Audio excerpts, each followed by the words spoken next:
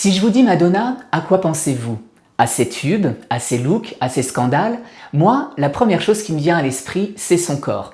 Pas son corps comme symbole sexuel, son corps en mouvement.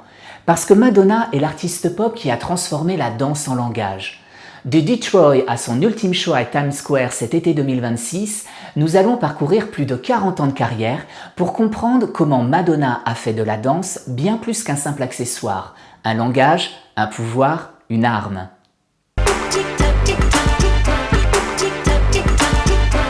Tout commence en 1973 à Detroit. Madonna a 15 ans lorsqu'elle rencontre Christopher Flynn, ancien danseur du Joffrey Ballet, devenu professeur de danse dans le Michigan.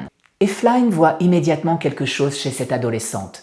Pas seulement des aptitudes, mais une intensité, une ambition, une présence. Elle était une de mes meilleures élèves, une femme mûre, même enfant. Mais ce qui a véritablement changé Madonna se passe ailleurs. À 16 ans, Christopher Flynn l'emmène dans des clubs gays de Detroit. Et là, elle découvre une autre façon de danser. Une danse libérée des règles, plus sauvage, plus sexuelle, plus instinctive. On n'y danse pas pour être parfait, on danse pour exister. L'adolescente comprend là quelque chose d'essentiel.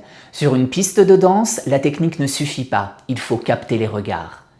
En 1976, titulaire d'une bourse d'études, l'étudiante en danse Madonna rejoint l'Université du Michigan.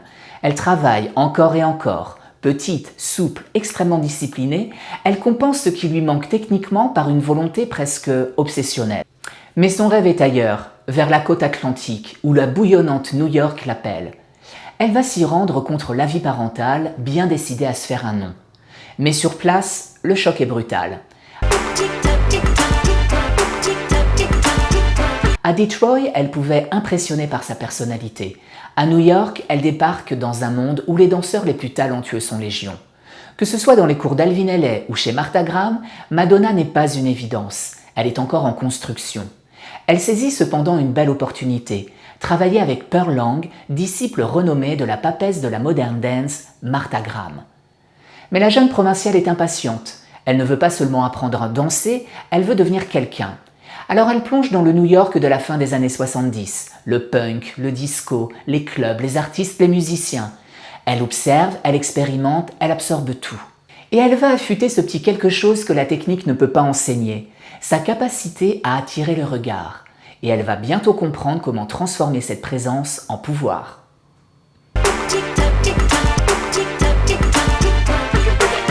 À ces années d'apprentissage se cumulent les premiers échecs, riches d'enseignements. Après un passage en Europe avec la vedette française Patrick Hernandez, où elle tente encore une fois de se faire une place comme jeune chanteuse, elle revient à New York avec ses démos en poche. Elle écume les clubs, présente ses morceaux au DJ, cherche celui qui acceptera de passer ses chansons. Puis arrive 1983, son titre Holiday explose, et quelque chose se produit. Le corps parle avant même la chanson. Si Madonna n'est pas la danseuse la plus virtuose, elle possède déjà ce qui deviendra sa marque de fabrique. Elle sait occuper l'espace.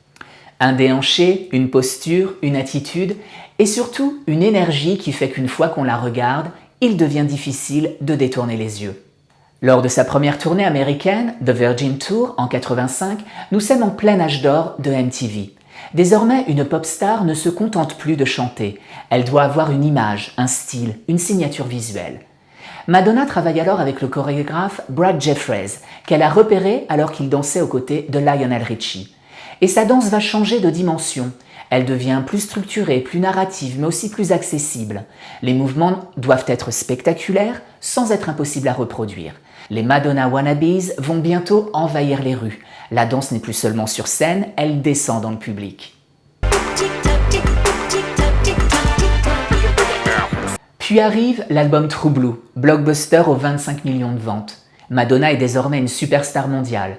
Si ses clips laissent parfois moins de place à la danse, c'est sur scène que son ambition chorégraphique va exploser.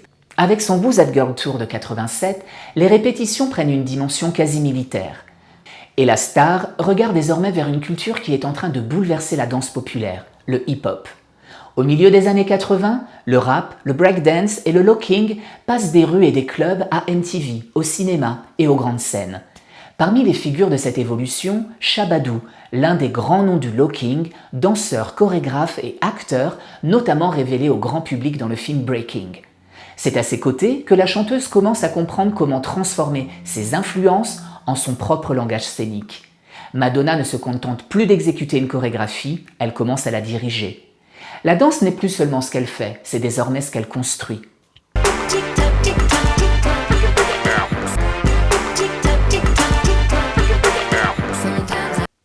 À la fin des années 80, Madonna découvre le ballroom, cette culture underground née dans les communautés queer, noires et latines de New York. Ici, la danse est bien plus qu'un spectacle. C'est une manière d'exister, de se créer une famille, de revendiquer son identité.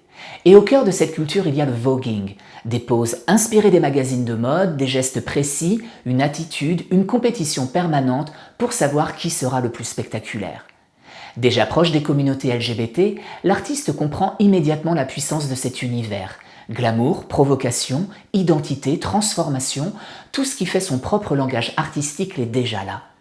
Mais cette fois, elle ne va pas seulement s'en inspirer, elle va l'emmener au monde entier. Pour Vogue, Madonna travaille notamment avec José Guiterres Extravaganza et Louis Camaro, deux figures du ballroom new-yorkais. Elle fait aussi appel à Carole Hermitage, la ballerine punk, chorégraphe issue de la danse contemporaine et figure de l'avant-garde new-yorkaise. Avec Hermitage, la pop star fait dialoguer plusieurs mondes qui jusqu'à là se côtoyaient rarement. Le ballet, la danse contemporaine, le voguing et la culture pop. Et le résultat va devenir historique. Vogue, sorti en 90, deviendra son plus gros succès. Mais une question demeure. Hommage ou appropriation culturelle, voire récupération commerciale ? Pour certains, Madonna vient de rendre visible une culture jusque-là marginalisée. Pour d'autres, elle transforme un langage créé dans les communautés queer en un produit pop mondial. C'est une controverse qui ne quittera plus jamais son parcours. Mais Madonna, elle est déjà ailleurs, car Vogue n'est pas une fin. C'est le prélude à son projet le plus ambitieux, le Blonde Ambition Tour.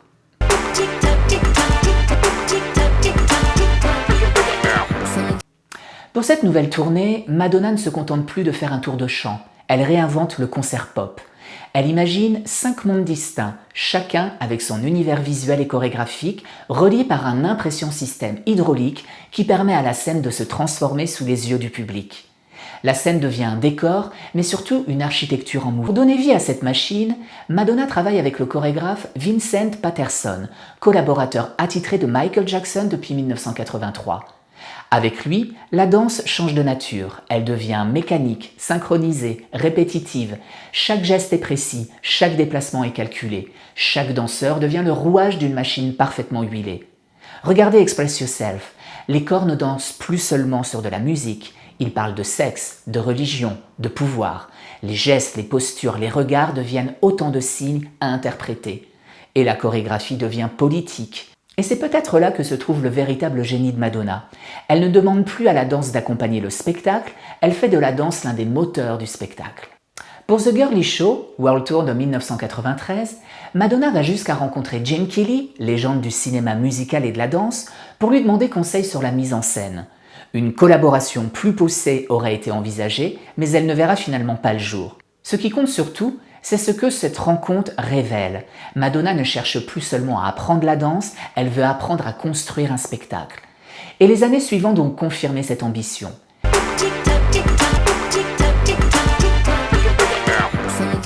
Les années passent et Madonna ne cesse de se réinventer. Album après album, elle explore de nouveaux territoires. Jazz, trip-hop, hip-hop, électro.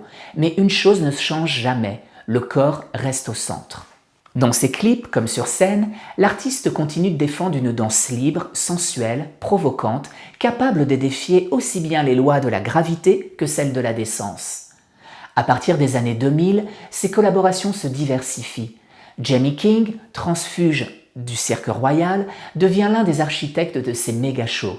Directeur artistique et chorégraphe de 6 tournées entre 2001 et 2016, il développe avec elle une approche hybride, mêlant hip-hop, jazz-funk, voguing et influences contemporaines. Mais surtout, la danse ne se limite plus aux danseurs.